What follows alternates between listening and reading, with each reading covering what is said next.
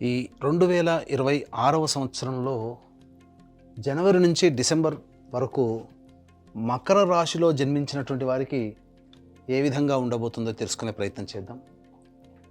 ప్రధానంగా గురువు, ఏ యోగాన్ని ఇవ్వాలన్నా గురువే.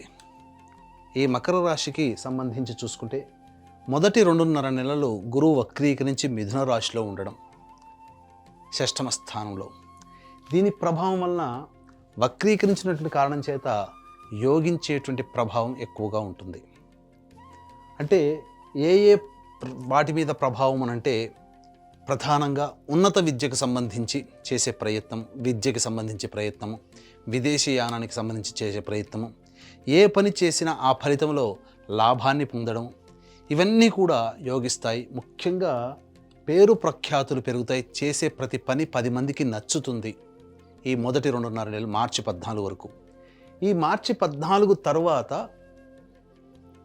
మే 31వ తారీఖు వరకు రుజుమార్గంలో గురువు ఈ మిథున రాశిలో సంచారం చేస్తున్నటువంటి కారణం చేత ఆర్థికపరమైనటువంటి సమస్యలు, రుణ బాధలు పెరగడం, అలాగే మీ దగ్గర తీసుకున్న డబ్బులు చెల్లించలేకపోవడం, లేదా మీరు ఇతరుల దగ్గర డబ్బు తీసుకోవాల్సినటువంటి పరిస్థితి రావడం, ఇవన్నీ జరుగుతాయి.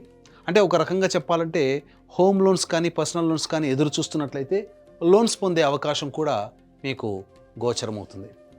ఇక జూన్ 1వ తారీఖు నుంచి అక్టోబర్ 31వ తారీఖు వరకు కూడా, అంటే June, July, August, September, October, ఈ 5 నెలల పాటు యోగ్యమైనటువంటి కాలం. ఇది చాలా అద్భుతంగా ఉంటుంది.